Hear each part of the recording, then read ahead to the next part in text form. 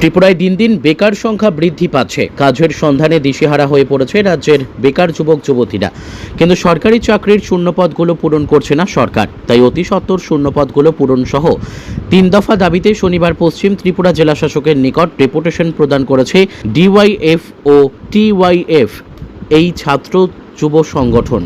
DYF এর রাজ্য সম্পাদক মণ্ডলীর সদস্য অরিন্দম বিশ্বাস বলেন, বিভিন্ন দপ্তরের শূন্যপদ খালি থাকা সত্ত্বেও রাজ্য সরকার উদাসীন, প্রয়োজনীয় পদক্ষেপ যেটা নেওয়ার সেটা নিচ্ছে না সরকার। রাজ্যের মধ্যে যে সরকারি শূন্যপদগুলো খালি রয়েছে সেগুলি অতি সত্বর পূরণ করতে হবে।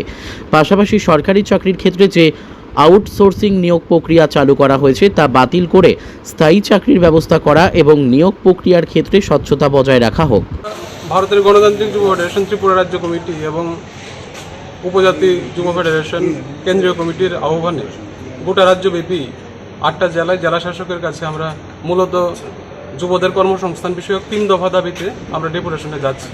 আজকে আমরা এই পশ্চিম ত্রিপুরা জেলার জেলা শাসকের কার্যালয়ে আমরা যাচ্ছি। ডিওয়াইএফআই এবং টিএফ দুই সংগঠনের যৌথ উদ্যোগে ডেপুটেশন।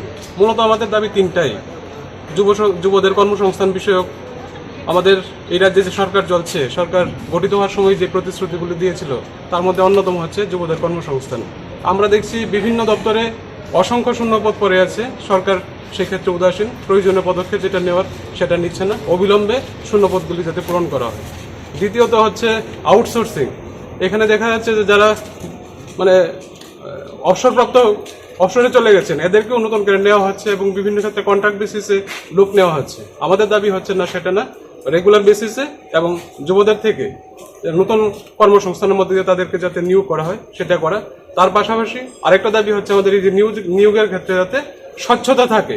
বিভিন্ন সময় দেখা যায় যে একটা নির্বাচন আসে, নির্বাচন এলে বিভিন্ন দপ্তরে সাংবাদিক সম্মেলন করে পত্রিকার মাধ্যমে বিজ্ঞাপন দেওয়া হচ্ছে, লোক নেওয়া হবে, পরীক্ষা নেওয়া হয়, কিন্তু তার পরবর্তী সময় বছরের পর বছর চলে যায়, সেগুলোর ক্ষেত্রে নিয়োগও হয় না, তার পরীক্ষার রেজাল্টও বেরোয় না এবং বেরোলে তা কি হচ্ছে কিছুদিন পরে দেখা যায় সেগুলো বাতিল করে দেওয়া হচ্ছে।